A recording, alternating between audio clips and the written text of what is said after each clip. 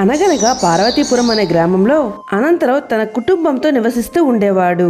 అనంతరావుకు ఊర్లో తన పొలాలు ఉండడం వల్ల చాలా సాఫీగా తన కుటుంబంతో జీవితం కొనసాగించేవాడు. ఇలా ఒకరోజు ఇంతలో అనంతరావు భార్య భద్రమ్మ అక్కడికి వస్తుంది. ఏంటండి? నేను అలా పొలం వరకు వెళ్ళి వస్తాను. ఈ రోజు పని వాళ్ళు వస్తున్నారు. సరే అండి, కానీ వచ్చేటప్పుడు చేపల చెరువుకు వెళ్ళి ఒక 5 కేజీల చేపలు తీసుకురండి. ఏంటి భద్ర, 5 కేజీల చేపల? ఎందుకే? ఊరిలో వారికి భోజనాలు ఏమైనా ఏర్పాటు చేస్తున్నావా ఏంటి? ఆ మాటలకు భద్రమ్మ కోపంతో నేనిప్పుడు అంత ఖాళీగా ఏం లేనులేండి ఊరంతా పిలిచి భోజనాలు పెట్టడానికి. మా తమ్ముడు గోవిందం వస్తున్నాడు. వాడికి చేపలంటే ఎంత ఇష్టమో, వాడి కోసమే చేపలు వేపుడు చేద్దామని తెమ్మంటున్నా. ఆ మాటలు విన్న అనంతరావు ఆశ్చర్యంగా, ఏంటి 5 కేజీల చేపలు? మీ తమ్ముడు గోవిందం కోసమా? వాడిది కడుపా లేక మన ఊరి వెనకాలన్న చెరువా? ఏంటండి మీరు ఎప్పుడు వాడి తిండికి దిష్టి పెడతారు? వాడు చిన్నోడు, ఈ వయసులో ఆ మాత్రం తినకపోతే ఎలా? ఏంటి వాడు చిన్నపిల్లాడా? చిన్న పిల్లల్ని ఎత్తుకుపోయేలా ఉంటాడు వాడు. నేను వాడి తిండికి దిష్టి పెట్టడం కాదే, వాడే నువ్వు పెట్టే తిండికి దిష్టి గుమ్మడికాయలా తయారయ్యాడు. ఏంటండి మీరు మా తమ్ముడిని అన్నని మాట్లాడుతున్నారు? రాక రాక నా తమ్ముడు మన ఇంటికి వస్తే తిండికి లెక్కలేస్తారా? అయినా వాడు ఎంత తింటే తింటాడు, మీకేంటి నొప్పి? ఏంటి భద్ర, వాడు రాక రాక వస్తున్నాడా? నెలలో 20 రోజులు మన ఇంటిలోనే గడిపేస్తాడుగా. ఆ మిగతా 10 రోజులు మీ అమ్మ ఊరికి నీ దగ్గరికి ప్రయాణంలో గడిపేస్తాడు. కనీసం ఏదైనా పని చేసుకోవాలి అనే బాధ్యత లేదు వాడికి. నువ్వు మీ అమ్మ చేస్తున్న గారాబం వల్ల దేనికి పనికిరాని వాడులా మారుతున్నాడు. అయినా నాకేంటి బాధ అంటావా? మన పెళ్లి అయిన మొదట్లో పండిన పంటలో 75% అమ్మి 25% మన ఇంటికి వాడేవాళ్ళం సంవత్సరం మొత్తం. ఇప్పుడు మీ తమ్ముడు తిండి నువ్వు మీ ఇంటికి పంపే మూటలకి 30% మాత్రమే అమ్ముతున్నాం. అంటే ఏంటండి? మా అమ్మ మా తమ్ముడు మన ఇంటి మీద పడి తేరగా తింటున్నారనే కదా మీ ఉద్దేశం? అంతేలేండి, మా వాళ్ళంటే మీకు ఎప్పుడు చులకనే. ఇలా భద్రమ్మ బాధపడ్డం చూసిన అనంతరావు, సరే సరే తెస్తాంలే. ఎంతకీ అమ్మాయి ఏం చేస్తుంది?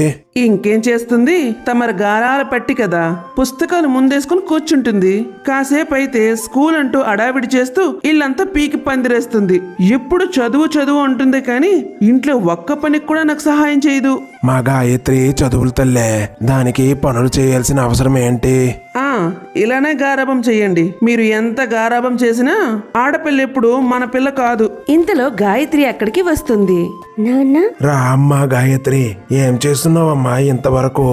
ఏం లేదు నాన్న, ఈ రోజు పరీక్ష ఉంది, అందుకే పొద్దున్నే లేచి చదువుకున్నా. సరే నాన్న, నాకు స్కూల్కి ఆలస్యం అవుతుంది, వెళ్ళొస్తాను. అవునా, సరే పదా తల్లి, నేను అటువైపే వెళ్తున్నా. ఇద్దరం కలిసే వెళ్ళిపోదాం. సరిపోయింది, మీరు ఇలానే ముద్దు చేయండి మీ కూతుర్ని అని అనంతరావు గాయత్రి అక్కడి నుండి వెళ్ళిపోతారు. అలా వెళ్తున్న గాయత్రి అనంతరావుకు దారిలో గాయత్రి స్కూల్ టీచర్ కనిపిస్తారు. టీచర్ గారు నమస్కారం అండి. మీరు కులాసాయేనా? ఎంతకీ మా గాయత్రి ఎలా చదువుతుంది? మీ గాయత్రికి ఏమండి అనంతరావు గారు, పేరుకు తగ్గట్టు చక్కగా చదువుతుంది. ఈ సంవత్సరం 10వ తరగతి పరీక్షలో మీ గాయత్రి తప్పకుండా స్కూల్ మొత్తానికి ఫస్ట్ వస్తుంది. ఆ నమ్మకం నాకు ఉంది. అవునా మేసారు, చాలా సంతోషం. అవునమ్మా గాయత్రి, నువ్వు పెద్ద అయితే ఏమవుదాం అనుకుంటున్నావు? నేను మంచిగా చదువుకొని ఐఏఎస్ అవుతాను సార్. మన జిల్లాకి మన ఊరికి మంచి పేరు తీసుకొస్తాను సార్. చాలా మంచిది తల్లి, నువ్వు ఖచ్చితంగా ఐఏఎస్ అవుతావు. సరే తల్లి, తొందరగా స్కూల్కి వచ్చేయ్. ఈ రోజు పరీక్ష ఉన్నట్టు ఉందిగా, నాకు కాస్త పని ఉంది అని టీచర్ అక్కడి నుండి వెళ్ళిపోతాడు. అనంతరావు గాయత్రి కూడా అక్కడి నుండి వెళ్ళిపోతారు. ఇలా కొంత సమయం గడిచింది. ఏమక్క, బాగున్నావా? ఏరా తమ్ముడు, వచ్చావా? తొందరగా పదరా, నీకోసం చేపల వేపుడు చేశాను, తిందువు గాని. అవునా అక్క, సరే పద తిందాం. అవునక్క, చేపల వేపుడు ఒక్కటేనా? చేపల పులుసు కూడా చేయలేకపోయావా? నీ గురించి నాకు చెప్పాలేంట్రా? వేపుడు, పులుసు, ఇగురు అన్నీ చేశాను. తొందరగా పద, తిందువు గాని. మళ్ళీ అమ్మకు కూడా తీసుకెళ్ళాలి కదా, పద పద. సరే కాని అక్క, గాయత్రి ఏది కనిపించడం లేదు? దాని సంగతి తెలిసిందే కదరా, ఎప్పుడూ పుస్తకాలు చదువనే ఉంటుంది. పుస్తకాలు ముందుంటే అన్నం కూడా వద్దు తనకి. ఎలాగో సాయంత్రం స్కూల్ నుండి వస్తుందిగా, కలిసి వెళ్దువులే. ముందు పదరా, తిందువు గాని, అన్ని చల్లారిపోతాయి అని భద్రమ్మ గోవిందం వంటగదిలోకి వెళ్తారు. ఇలా ఆ రోజు సాయంత్రం, నాన్న, రారా తల్లి, స్కూల్ అయిపోయిందా? పరీక్ష చక్కగా రాసావా? అయిపోయింది నాన్న. పరీక్ష చక్కగా రాశాను. ఖచ్చితంగా నేనే ఫస్ట్ వస్తాను. నా బంగారు తల్లి. ఏంటి నాన్న, నువ్వు పొద్దున్నుండి ఇంటికి వెళ్ళలేదా? లేదు తల్లి, పని వాళ్ళు ఈ రోజు రావడంతో పనులు చేయిస్తూ ఉండిపోయా. ఇదిగో ఈ లెక్కలు చూసి వెళ్ళిపోవడమే. సరే, నేను ఆ లెక్కలేవో చూస్తాలే. మీరు కాసేపు విశ్రాంతి తీసుకోండి నాన్న. అన్నీ అయిపోయాక ఇద్దరం కలిసి ఇంటికి వెళ్ళిపోదాం. ఇలా గాయత్రి తన తండ్రికి ఎప్పుడూ సహాయం చేస్తూ చదువులో ముందుంటుంది. ఇలా కొద్ది రోజులు గడిచాయి. నాన్న, ఈ రోజు నా 10వ తరగతి ఆఖరి పరీక్షలు. వాటిని రాయడం కోసం వెళ్తున్నా నాన్న. అవునా తల్లి, చాలా మంచిదిరా. జాగ్రత్తగా వెళ్ళు. పోనీ నేను తీసుకుని వెళ్ళనా? లేదు నాన్న, నా స్నేహితురాలు కావ్య వస్తా అనింది. తనతో కలిసి వెళ్తాను. ఇంతలో గోవిందం అక్కడికి వస్తాడు. ఏరా తమ్ముడు, వచ్చావా?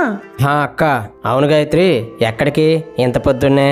మామయ్య, ఈ రోజు నుండి నా 10వ తరగతి ఆఖరి పరీక్షలు.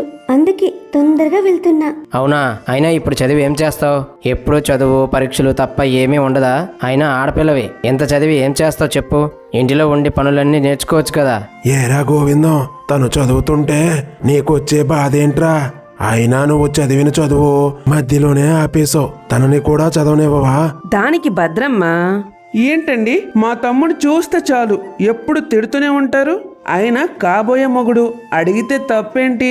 ఆ మాటలు విన్న అనంతరావు ఆశ్చర్యంగా, ఏంటి గాయత్రికి కాబోయే మొగుడు గోవిందమా? ఏంటి ఏం మాట్లాడుతున్నావు? నీకేమైనా మతిపోయిందా? దానికి భద్రమ్మ, అవునండి, నా కూతురు పుడితే నా తమ్ముడికి ఇచ్చి చేస్తానని అనుకున్న విధంగా మనకి గాయత్రి పుట్టింది. ఈ ఒక్క సంవత్సరమే లేండి, ఇది ఎంత చదివినా. ఈ సంవత్సరం తర్వాత గాయత్రికి గోవిందానికి పెళ్లి చేసేస్తాను. దీంతో మన బాధ్యత తీరిపోతుంది. ఈ మాటలన్నీ వింటున్న గాయత్రి ఏం మాట్లాడాలో తెలియక ఆశ్చర్యంగా చూస్తూ ఉంటుంది.